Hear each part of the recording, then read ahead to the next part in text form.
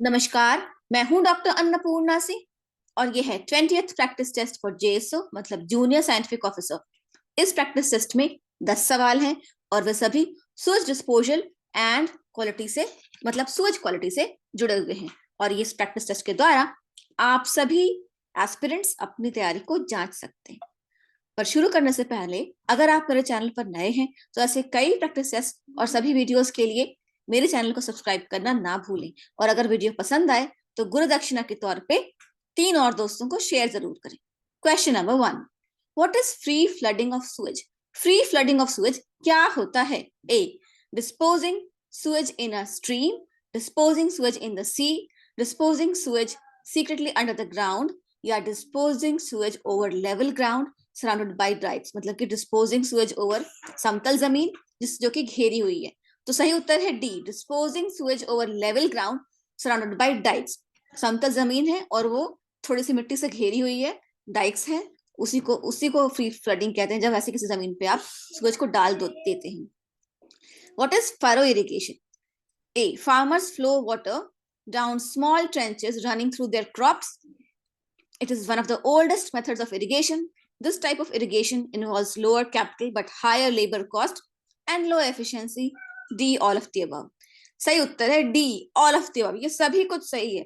और furrow irrigation ये होता है जैसे यहाँ से नाली आपने यहाँ से पानी आपने दिया और फिर नाली काटी तो हर जगह हर क्रॉप की जड़ों तक ये पानी पहुंच गया। यही फरो इरिगेशन है। और ये जो दो क्रॉप्स के बीच में ये जो काटी है आपने नाली, इसको फरो कहते हैं। ठीक है, सबसे पुराना तरीका सिंचाई का यही होता है। Question number 3, which of the following criteria favours sewage disposal in surface water? इनमें से कौन सा क्राइटेरिया सरफेस वाटर में सूएज डिस्पोजल को फेवर करता है? मतलब कब आप सरफेस वाटर में सूएज को डिस्पोज कर सकते हैं? ए, हाई डाइल्यूशन फैक्टर मतलब कि जिस सरफेस वाटर में सोर्स में आप सूएज को डिस्पोज करेंगे वहां पानी बहुत ज्यादा होगा ताकि सूएज डाइल्यूट हो जाए। B, strong water currents in the forward direction और जहां आप सूएज डिस्पोज कर रहे हैं उसके आगे बहुत तेज लहरें हैं ताकि सूएज को बहा के ले जाएंगी और वो डाइल्यूट कर देंगी। See, sewage is non septic and fresh. Non septic मतलब सूएज जो है एकदम टोटली एनारोबिक नहीं है और फ्रेश है, टॉक्सिक सूएज नहीं है, नया ताजा सूएज है, ऐसा नहीं कि 10 दिन पुराना सूएज है। D, all of the above. सही उत्तर है D, all of the above. For sewage to be disposed in surface water, there should be high dilution factor, there should be strong water currents in the forward direction, sewage should be non-septic and fresh, and so that's why D is all of the above is the correct answer. Question number 4, variation in BOD with days when shown graphically is, तो BOD में हर दिन के साथ variation होता है, ठीक है, तो उसको जब ग्राफिकली दिखाएंगे तो कैसा दिखेगा? ऐसे होता है। बीओडी सबसे ज्यादा होता है शुरू में, फिर डिग्रेड होते होते होते होते होते फिर बीओडी एकदम कम हो जाता है। तो ए सही उत्तर है। इस तरह का कोई कर्व नहीं होता, इस तरह का कोई कर्व नहीं होता। सही उत्तर ए है। ठीक है, आंसर इज ए। हालांकि ए और बी कर्व मिलता जुलता है लेकिन मैं सॉरी मेरी ड्राइंग ज्यादा अच्छी नहीं है, पर ए कर्व ज्यादा सही क्योंकि बी में यहाँ पे उठान है और फिर ऐसे नीचे है, पर ए ज्यादा सही है। ठीक है, A is the correct answer. Question number 5, what is the general average BOD5 of domestic sewage? BOD5 का जो जनरल एवरेज BOD5 होता है डोमेस्टिक स्वेज का वो कितना होता है?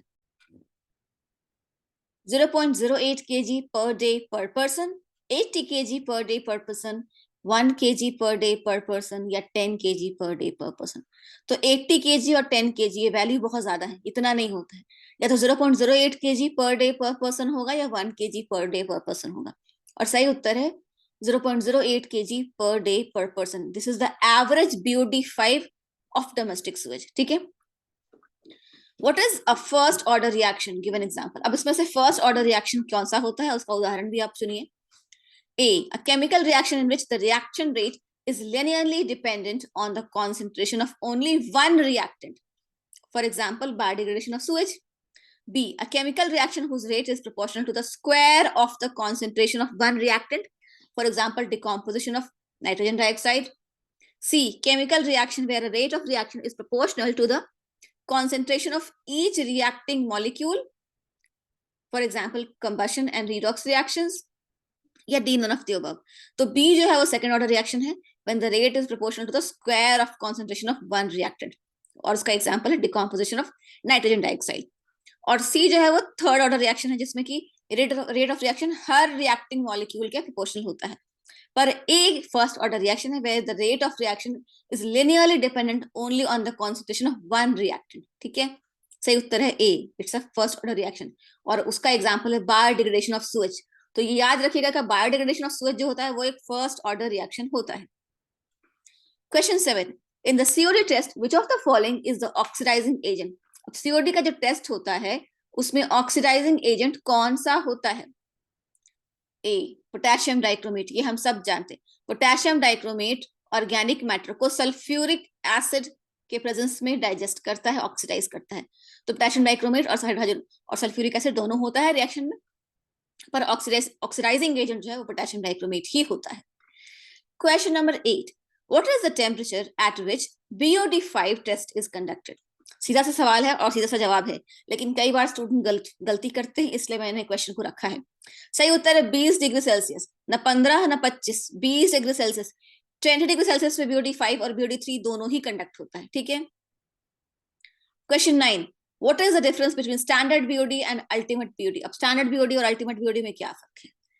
A standard BOD is the BOD conducted for 5 days while ultimate BOD is taken after 28 days। मतलब स्टैंडर्ड BOD जो होता है वो तो 5 दिन का होता है BOD5, पर अल्टीमेट जो BOD होता है, फाइनल BOD जो होता है वो 28 दिन का होता है। 28 दिन के बाद लेते हैं। BOD5 और standard BOD is only about 68% of the ultimate BOD, और जो अल्टीमेट BOD होता है उसका मैक्सिमम 68% BOD5 होता है। और ultimate BOD is total BOD present है सूएज, और अल्टीमेट BOD टोटल BOD होता है जो 28 दिन के बाद हमको मिलता है। तो डी ऑल ऑफ द सभी कुछ सही है। Question number 10, the minimum amount of DO that should be present in a water body for fish to survive is. तो मछलियों के जिंदा रहने के लिए किसी भी वाटर बॉडी में कम से कम कितना DO होना चाहिए? 4 ppm, 8 ppm, 2 ppm या 9 ppm। सही उत्तर है 4 ppm। मछलियों के प्रजनन के लिए उससे ज्यादा भी DO चाहिए होता है, 5 ppm या 8 ppm हो तो बहुत अच्छा है।